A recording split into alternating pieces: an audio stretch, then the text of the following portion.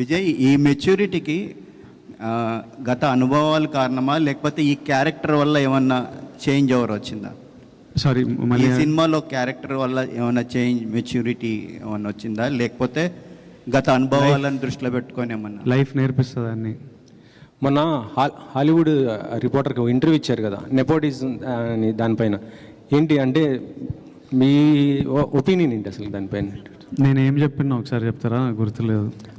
అంటే ఏదన్నా డిసిషన్ తీసుకోవాలంటే వాళ్ళకి ఫాదరు లేకపోతే దాని వెనకాల ఎవరన్నా ఒకరు ఉండి దాన్ని ఇది ఒక 6 నెలలు దాన్ని ఒక స్టోరీ ఎవరైనా చేయాలంటే దాన్ని రీక్రియేట్ రాయటం ఇదంతా చేయడానికి దానికి ఎవరో ఒకరు సపోర్ట్ ఉండాలి. లేకపోతే దాన్ని నేను ఎవరో ఒకరు బ్యాక్గ్రౌండ్ ఉంటుంటారు, నాది అట్లా కాదు, నాకు నేనే చేసుకోవాలి, నా వెనకాల ఎవరు లేరు అని. కాకపోతే సోషల్ మీడియాలో ఇదేమో నెపోటిజం దీనిపైన ఇలానే వచ్చింది మొత్తం కూడా.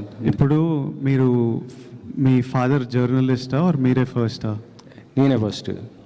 ఇప్పుడు నాకు కొడుకు వచ్చి వాడు యాక్టర్ అవుదాం అనుకున్నప్పుడు వానికి నా ఎక్స్పీరియన్స్ అంతా వానికి వస్తుంది. అది వాని అదృష్టం, వాని తప్పు కాదు. వానికి నేను సినిమా ప్రమోట్ ఎట్లా చేయాలో, స్క్రిప్ట్లు ఎట్లుండాలో, ఎలాంటి టెక్నీషియన్లు ఉండాలో, ఎవరు మంచోలో, ఇవన్నీ నా లైఫ్లో నేను నేర్చుకొని ఆ జర్నీ వల్ల నాకు ఎక్స్పీరియన్స్ వస్తుంది. అది నా చుట్టూ ఉన్న వాళ్ళకి, నా కొడుకు వాడు యాక్టర్ అయితే వానికి పనికి వస్తుంది. అది వాని అదృష్టం. ఆ అదృష్టం నాకు లేకుండే. So what I'm saying was that I had to figure. నేను నేర్చుకోవాల్సి వచ్చేది అన్నీ.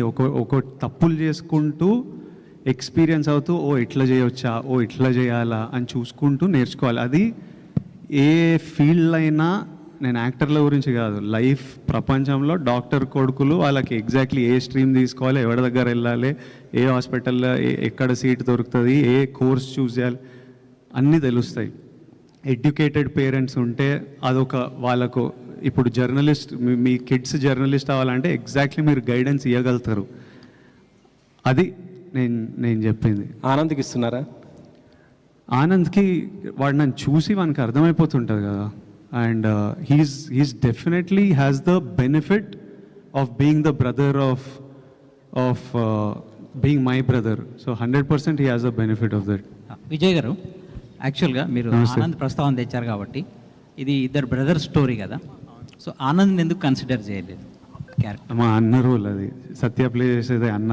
ఆనంద్ చిన్నోడైపోతాడు. తర్వాత ఇలాంటి ఈ రోల్కి ఆనంద్ కరెక్ట్ కాదు. మా అన్న రోల్కి సత్య గారే పర్ఫెక్ట్. సో సత్య అని పెట్టుకున్నాను.